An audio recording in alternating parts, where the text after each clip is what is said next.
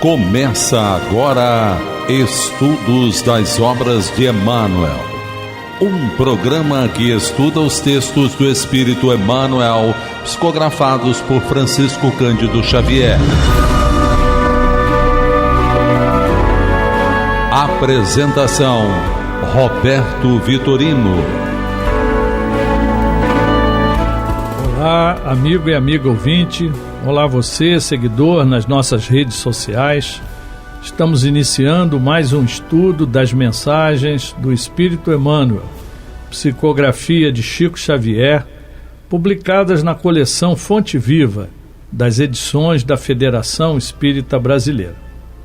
O nosso programa é gravado, mas você pode se comunicar conosco enviando suas perguntas, reclamações, sugestões, solicitar esclarecimentos, através de um dos nossos canais, pelo telefone 21 3386 1400, pelo WhatsApp 21 98486 7633 ou pelo e-mail estudodeemmanuel@radioriodejaneiro.am.br, e nós aguardamos então o seu contato. Nós temos reprises às terças-feiras às 2h30 da madrugada e aos domingos às 20h50, 10 para as 9 da noite. No nosso site radioriodejaneiro.digital nós temos os 4 últimos programas. E no YouTube, Rádio Rio de Janeiro, na playlist, toda a nossa programação. E hoje nós vamos estudar a mensagem número 88 do livro Caminho, Verdade e Vida, que será lida pelo nosso conselheiro, nosso irmão, João Nogueira. Do livro Caminho, Verdade e Vida, pelo Espírito Emmanuel, psicografia de Francisco Cândido Xavier, Velar com Jesus. E Emmanuel se baseia no Evangelho de Jesus segundo Mateus, capítulo 26, versículo 40, quando diz: E voltando para os seus discípulos, achou-os adormecidos e disse a Pedro: Então nem uma hora pudeste velar comigo? E comenta Emmanuel: Jesus veio à Terra acordar os homens para a vida maior. É interessante lembrar, todavia, que, em sentindo a necessidade de alguém para acompanhá-lo no supremo testemunho, não convidou os seguidores tímidos ou beneficiados da véspera, e sim os discípulos conscientes das próprias obrigações. Entretanto, esses mesmos dormiram, intensificando a solidão do divino enviado. É indispensável rememoremos o texto evangélico para considerar que o Mestre continua em esforço incessante e prossegue convocando cooperadores devotados à colaboração necessária. Claro que não confia tarefas de importância fundamental a espíritos inexperientes ou ignorantes, mas é imperioso reconhecer o reduzido número daqueles que não adormecem no mundo enquanto Jesus aguarda resultados da incumbência que lhes foi cometida.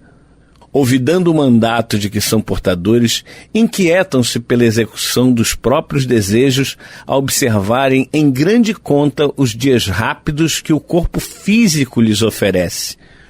Esquecem-se de que a vida é a eternidade e que a existência terrestre não passa simbolicamente de uma hora. Em vista disso, ao despertarem na realidade espiritual, os obreiros distraídos choram sob o látego da consciência e anseiam pelo reencontro da paz do Salvador, mas ecoam-lhes ao ouvido as palavras endereçadas a Pedro: Então, nem por uma hora pudeste velar comigo? E, em verdade, se ainda não podemos permanecer com Cristo ao menos uma hora, como pretendermos a divina união para a eternidade?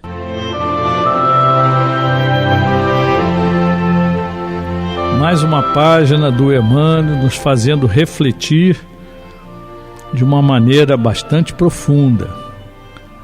E ele foi buscar o Evangelho de Mateus no capítulo 26, e é um capítulo relativamente grande, que são 75 versículos, e é muito importante porque nele ele descreve todo aquele período da Páscoa, quando Jesus se reúne com seus discípulos, quando ele é preso, depois condenado. Então nós vamos tentar resumir aqui para que a gente entenda o contexto daquele momento de Jesus com os seus apóstolos e trazer por dia de hoje como o Emmanuel nos trouxe. Então esse capítulo começa Jesus falando aos seus discípulos, né? Bem sabeis que daqui a 2 dias é a Páscoa. O Filho do Homem será entregue para ser crucificado. Então, 2 dias antes da festa da Páscoa, que era uma festa dos hebreus, já naquela época, né, que festejavam a saída do povo lá da prisão, né, da escravidão do Egito, então ele já alertava.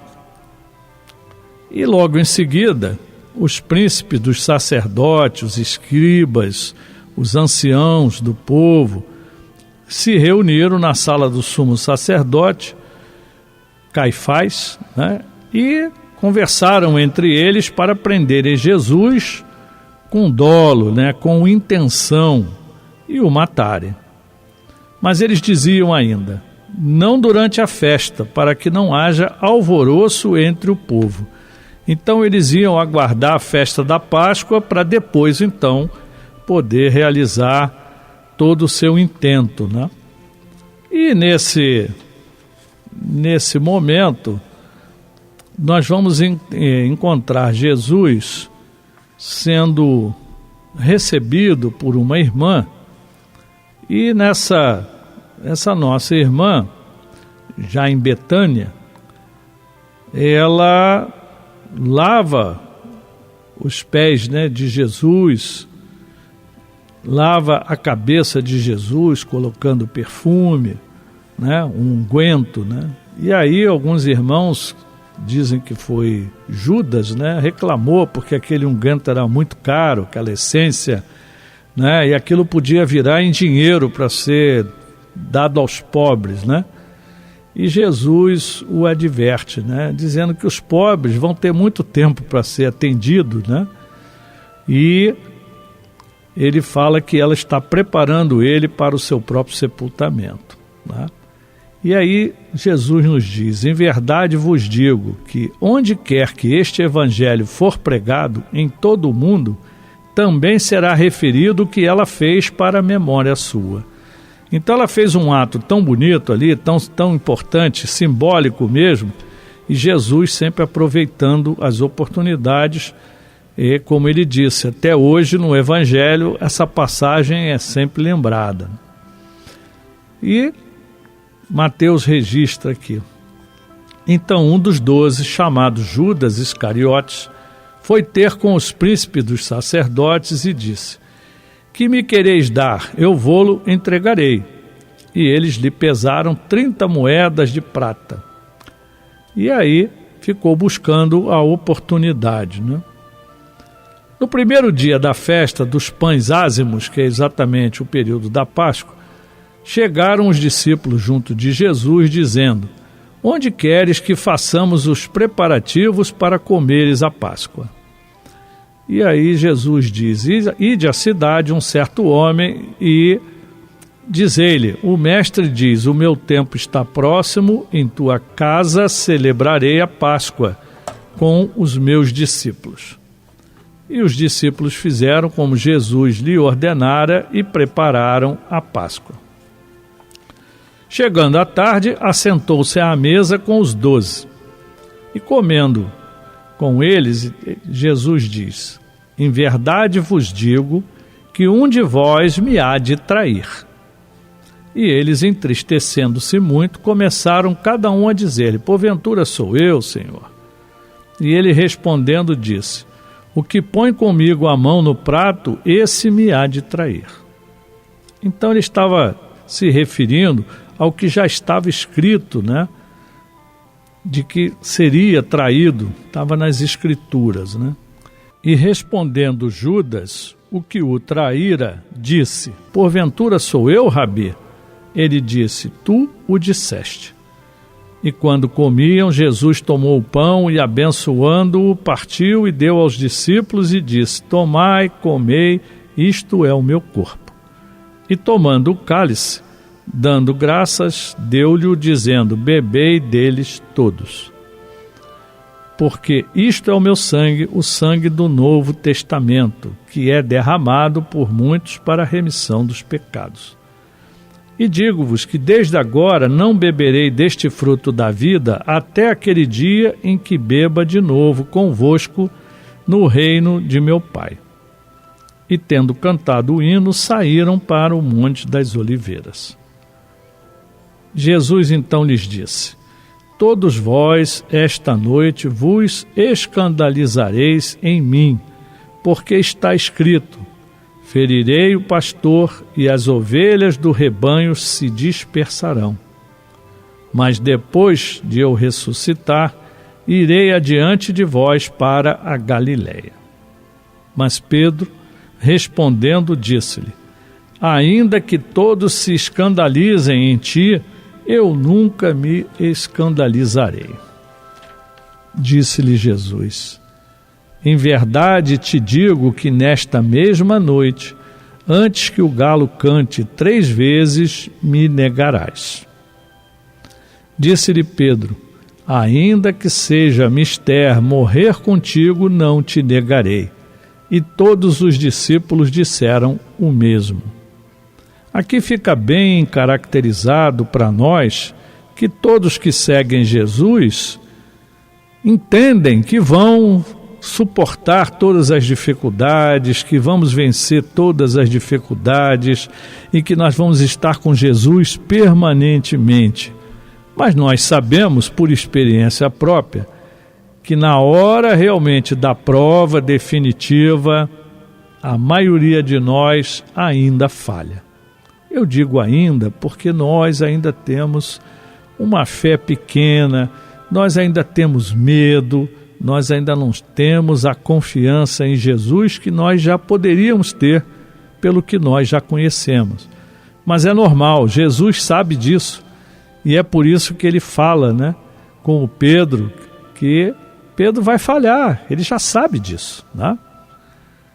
Então chegou Jesus com eles a um lugar chamado Getsêmani e disse a seus discípulos: assentai-vos aqui enquanto vou além orar. E levando consigo Pedro e os 2 filhos de Zebedeu, começou a entristecer-se e a angustiar-se muito. Então lhes disse: a minha alma está cheia de tristeza até a morte. Ficai aqui e velai comigo. Olha o que Jesus pede. Jesus presente sabe de tudo que ele vai passar e ele pede aos 3, Pedro e os 2 apóstolos, para permanecerem com ele, para velar com ele, ou seja, fique aqui próximo, que eu sei que vocês estão aqui, eu fico tranquilo, posso fazer a minha oração sem me preocupar com mais nada, né? E indo um pouco mais adiante, prostrou-se sobre o seu rosto, orando e dizendo: meu Pai, se é possível, passe de mim este cálice. Todavia, não seja como eu quero, mas como tu queres. E aqui Jesus deixa claro para nós que a gente pode pedir o que quiser a Deus, mas que a vontade dele seja cumprida. E é isso que a gente precisa colocar na nossa mente, mas principalmente no nosso coração, nos momentos da crise, nos momentos do testemunho.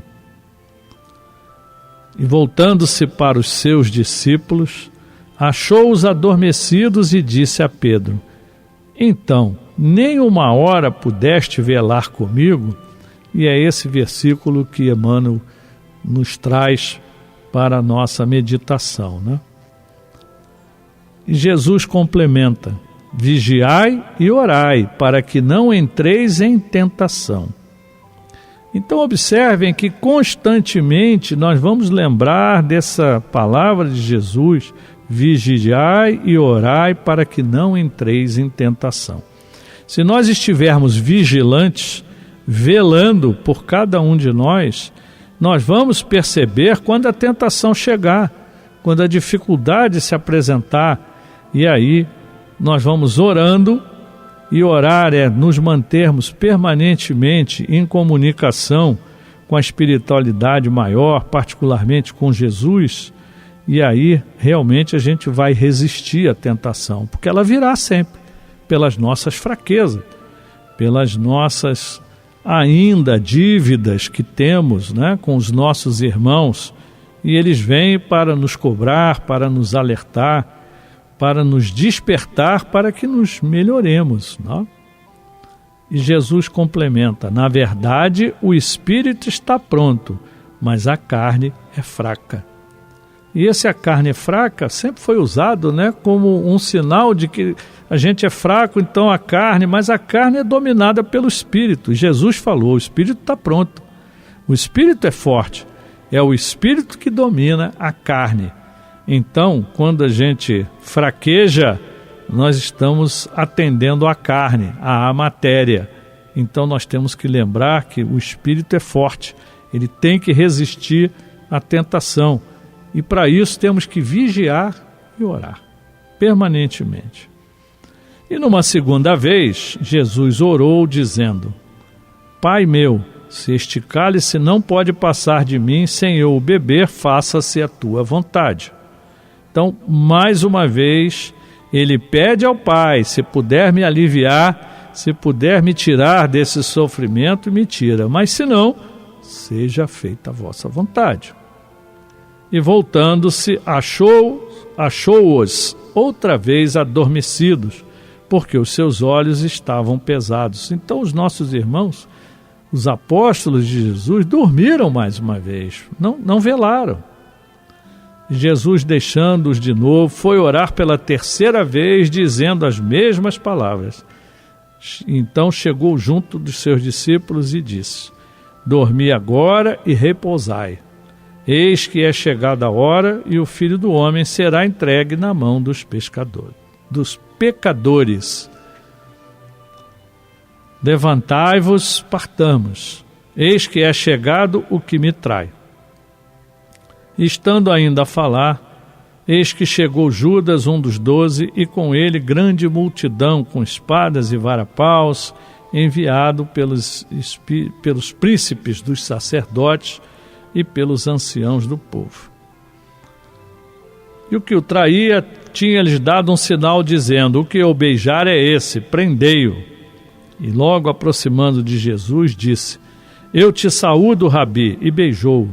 Jesus, porém, lhe disse: amigo, a que vieste? Então, aproximando-se eles, lançaram mão de Jesus e o prenderam. E neste momento, né, nós sabemos que um dos irmãos pega uma espada, né, para reagir, né? E Jesus diz: embainha a tua espada, porque todos os que lançarem mão da espada, a espada morrerão. Então, mais uma vez, pregando a não violência. Aquele que fere será ferido. Então, que não sejamos nós a ferir.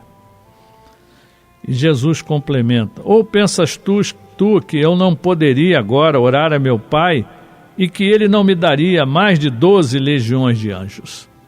Então Jesus poderia perfeitamente se defender ali com toda tranquilidade, mas ele estava cumprindo a vontade do Pai, cumprindo as Escrituras. E ele diz: como, pois, se cumpririam as Escrituras que dizem que assim convém que aconteça?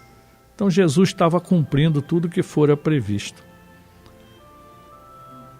Então disse Jesus à multidão: saíste como para um salteador com espadas e varapaus para me prender? Todos os dias me assentava junto de vós, ensinando no templo, e não me prendestes. Mas tudo isso aconteceu para que se cumpram as Escrituras dos profetas. Então todos os discípulos, deixando-o, fugiram.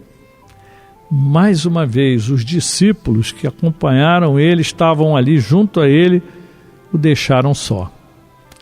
E os que prenderam Jesus o conduziram à casa do sumo sacerdote Caifás, lá onde estavam todos reunidos, né?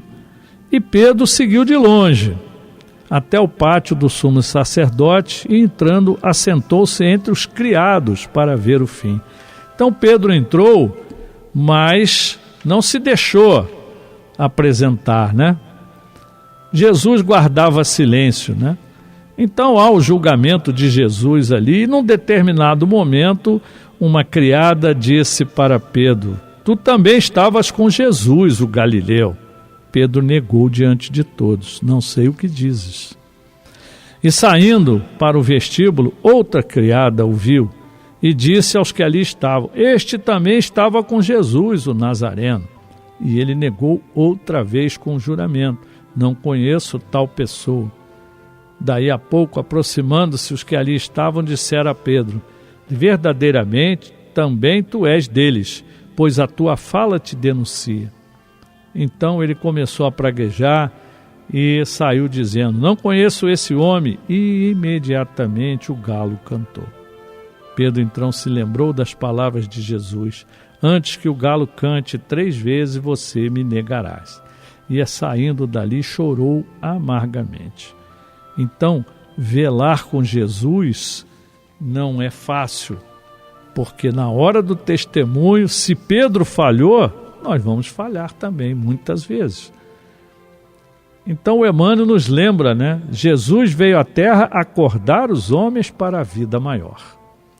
Então, quando ele precisou de alguém para acompanhá-lo, ele não convidou qualquer seguidor, qualquer beneficiado. Ele escolheu os discípulos conscientes das obrigações. Entretanto, esses mesmos dormiram, intensificando a solidão do divino enviado. Qual desses será que nós somos? Simplesmente seguidores tímidos? Fomos beneficiados? E aí, na hora do testemunho, será que nós vamos realmente negá-lo? Vamos fugir? Muito provavelmente, porque ainda somos crianças espirituais. Nós temos que amadurecer, nós temos que evoluir, né? E esse texto aqui, o Emmanuel nos faz lembrar que o mestre ele fala que o esforço incessante que todos devemos prosseguir, e ele convocando cooperadores devotados à colaboração necessária. Jesus clama por nós o tempo todo. E ele não confia tarefas importantes, fundamentais, para espíritos inexperientes ou ignorantes. Mas é imperioso reconhecer o reduzido número daqueles que não adormecem no mundo, enquanto Jesus aguarda resultados da incumbência que lhe foi cometida. Nós já somos aqueles acordados? Eu acredito que não. Estamos tentando, né? Então, olvidando o mandato de que são portadores, inquietam-se, buscando seus próprios desejos, observando a conta dos dias rápidos que o corpo físico oferece. Então nós vivemos a vida material e nos esquecemos, e o Emmanuel nos diz: esquecem-se de que a vida é a eternidade e que a existência terrestre não passa simbolicamente de 1 hora. Em vista disso, ao despertarem na realidade espiritual, os obreiros distraídos choram sob o látego da consciência e anseiam pelo reencontro da paz do Salvador. A consciência grita, ela nos fere realmente, mas ecoam-lhes ao ouvido as palavras endereçadas a Pedro: então, nem por 1 hora pudeste velar comigo? Quer dizer, ao longo da nossa 1 hora, simbolicamente, a nossa vida encarnado, nós devemos velar constantemente com Jesus. E Emmanuel conclui: e em verdade, se ainda não podemos permanecer com o Cristo ao menos 1 hora, como pretendermos a divina união para a eternidade? Então, esta página do Emmanuel, mais uma vez, nos alertando para a importância de nós velarmos com Jesus. Quer dizer, estarmos atentos, vigiando, orando, com o pensamento no Cristo, lembrando das passagens do Evangelho, aquela famosa situação, como Jesus agiria na situação que eu estou. Então, lembrar do Evangelho, pedir apoio, e quando nós estamos vigilantes e em oração, nós vamos ter o melhor apoio possível. Os nossos espíritos protetores, em nome de Jesus, vão nos dar o caminho, vão nos dar as ideias, e nós vamos realmente resistir às tentações, nós vamos resistir à matéria e elevar o nosso espírito. É para isso que nós estamos estudando o Evangelho, estudando aqui com tanta clareza que Emmanuel nos coloca, revendo páginas do Evangelho tão importantes para que a gente realmente possa daqui para frente dizer: eu estou velando com Jesus. Realmente, de coração e de pensamento. Meus irmãos, muita paz. A Rádio Rio de Janeiro apresentou Estudo das Obras de Emmanuel, um programa que estuda os textos do Espírito Emmanuel, psicografados por Francisco Cândido Xavier.